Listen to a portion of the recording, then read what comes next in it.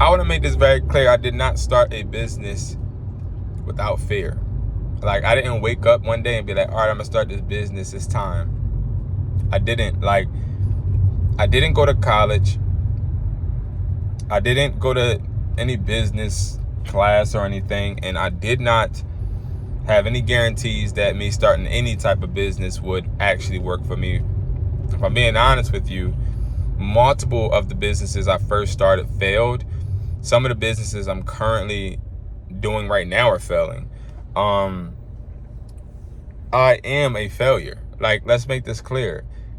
Well, let me not say it like that, because some people would take that and like ride with it. It's not that I'm a failure, but I do fail. That's what I'm trying to say. Like, a lot. I lose a lot of money. I have times where I make bad decisions. And as my journey of being an entrepreneur has progressed, I've got used to it. See, when I got into phone flipping, I had to realize that sometimes you're going to make a bad deal. And when I realized it, because my first bad deal that I did, I lost a bunch of money and I got really, really sad. And like, I couldn't stop thinking about it. Like, if you have ever lost bread, you know what I'm talking about, where you lose money and then like for some reason it stay on your head and you just like, yo, I can't get over that, bro. Like, no, I can't take that loss, bro. Like, no. You know what I mean? And that's how I felt. Like, I just felt like, nah. I can't take that loss, bro. I can't take that L. And that's the problem, right? A lot of us, we don't want to have those time frames and that time in our business where we actually have to take those L's and hold them. So we get so scared that we tell ourselves we're going to wait for the perfect moment and perfect time. But if I'm being completely honest with you, as somebody that has been a failure, my first business was a modeling agency. I had a bunch of beautiful women that worked for me, a bunch of photographers that worked for me, and promoters. They all looked up at me. I rented a studio out in I think it was North Philly, and I made no money from it. Like, I did this for like 6 months. I made no money. Everybody, including the beautiful girls and the photographers, everybody saw me fail in HD. And I was embarrassed. People lost respect for me. My second business was a phone company that I partnered with T-Mobile to do. And I failed tremendously with that because I was disorganized. Another company was my first phone store. Everybody quit on me. Like, literally all my employees quit. Repairmen kept quitting and trying to steal my clients. People kept trying to rob me. Failed. Like, from all of these scenarios where I failed, I started to realize that each failure could be taken in different ways. But no matter what, the failure is going to happen. But you could take the failure in two ways. You could take the failure and be like, all right, I failed. What can I learn from it? Or you can take that failure like, oh, I failed. I'm not going to do this again. And like, every time I failed and I was like, I'm not going to do this again, I feel like I cheated myself, because every time I failed and said I'm not going to do it again, I really never tapped into my true potential, and nor did I actually accomplish anything. Like, I put in all of that work on that modeling agency.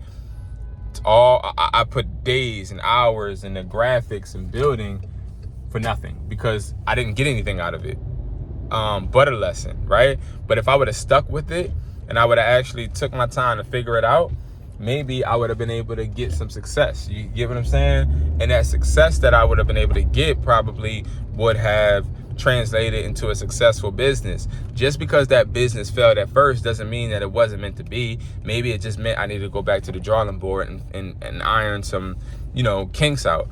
But instead, I just quit. And like, same thing with the phone store. Like, one thing I will say is the phone store did not work at first. Like, I was a horrible phone store owner. I didn't know how the hell to do anything. I didn't have a teacher. I didn't have somebody mentoring me. I didn't have the internet.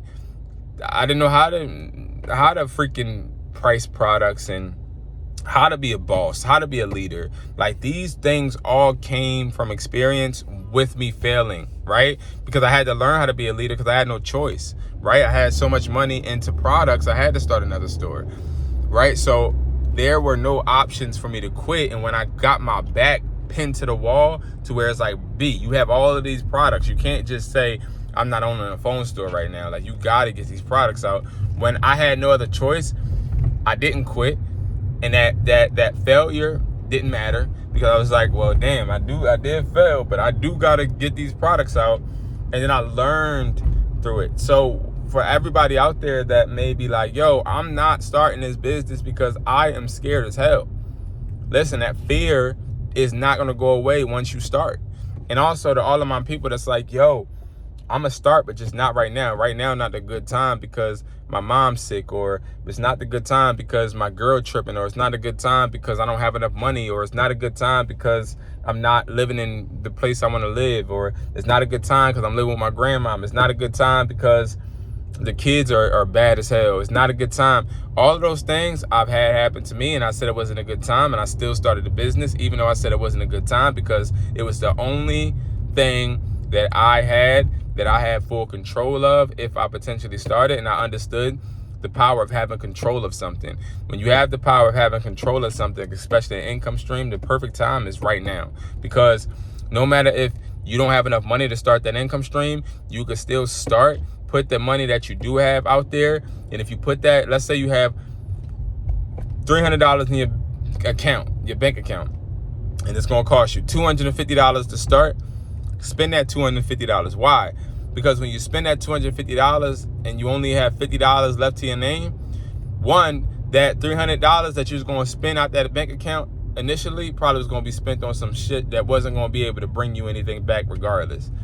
But spending that $250 on something like a physical business, like products or something like that, right?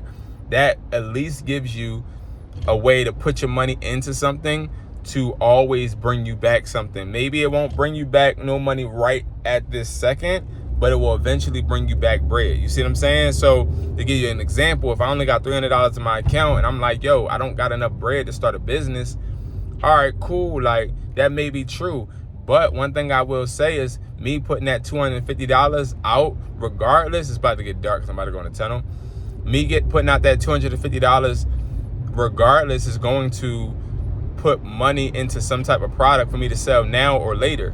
And that's when I started to realize that business and investments and building and failure and fear was always going to be there, and it was actually there to push me forward. Because me putting out that $250 and me only having $50 to spend by myself made me actually learn how to stretch $50. It actually made me learn how to appreciate money while also getting products for that $250 that actually helped me build another $300.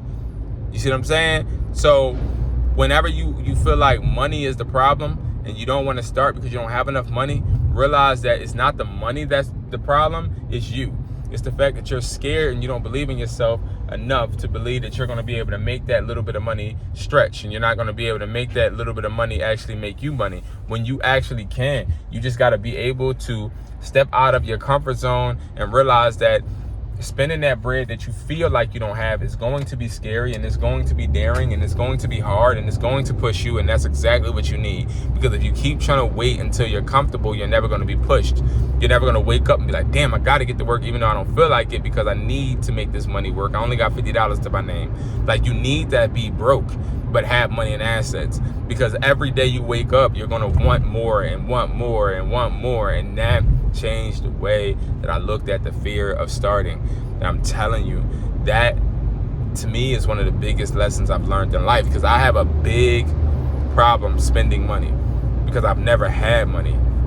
So when I got a bunch of money, I held on to it, but didn't make it make me more money. Instead, I just held on to the money, right? But holding on to the money and saving the money doesn't make you more money. It just literally does the opposite. It helps you save money for you to spend it later on stuff that doesn't matter, and for you to feel good and feel instant gratification, or maybe not even an instant gratification, but feel good when you're not really in totality doing anything. So I'm telling you guys right now, make sure that you are starting. Stop procrastinating on whatever idea you have and just start. The worst thing that could happen is for you to fail, but we've already failed before. So we already know how to bounce back. We already know that we're going to get back up. We already know we're going to build. Start right now and stop wasting time.